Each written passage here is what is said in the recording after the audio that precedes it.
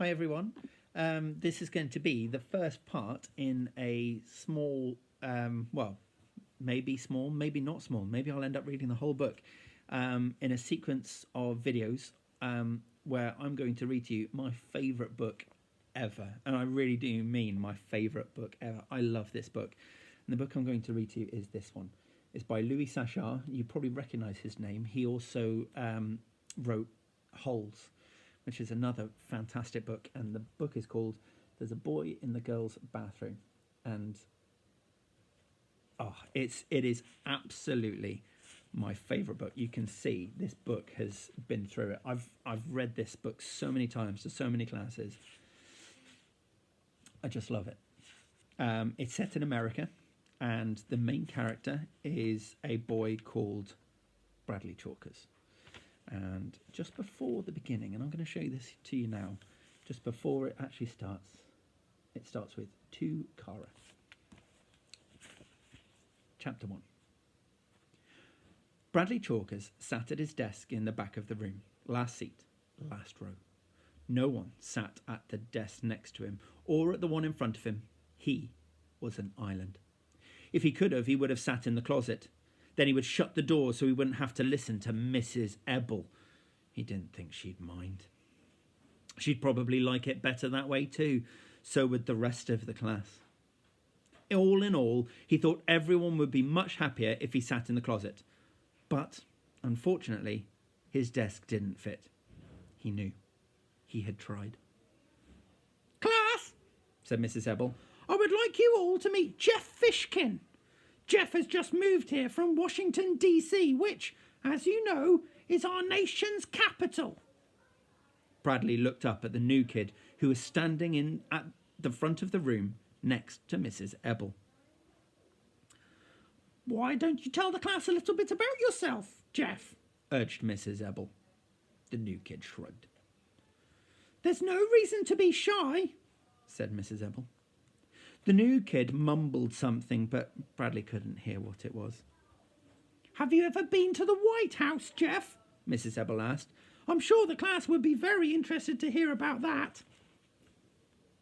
No, I've never been there," the new kid said very quickly as he shook his head. Mrs. Ebble smiled at him. "Well, I guess we'd better find you a place to sit." She looked around the room.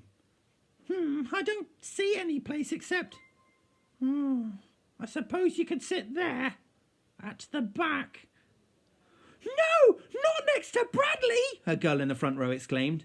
"Well, at least it's better than in front of Bradley," said the boy next to her. Mrs. Ebble frowned. She turned to Jeff.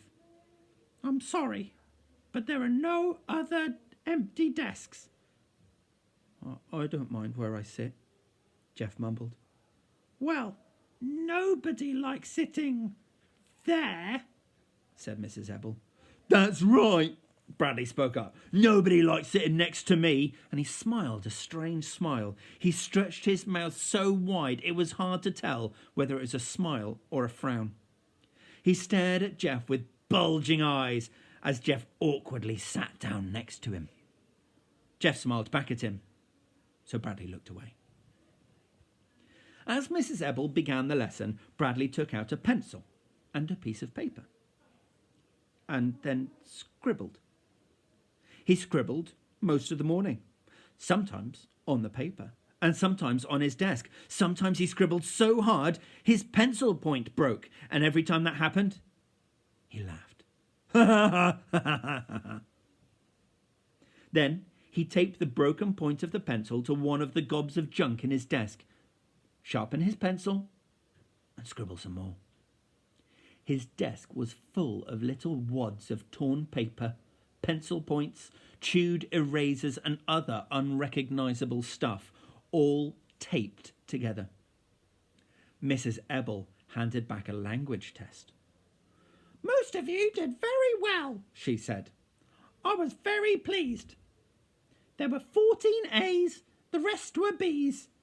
Of course, there was one F, but..." She shrugged her shoulders. Bradley held up his test for everyone to see and smiled that same distorted smile.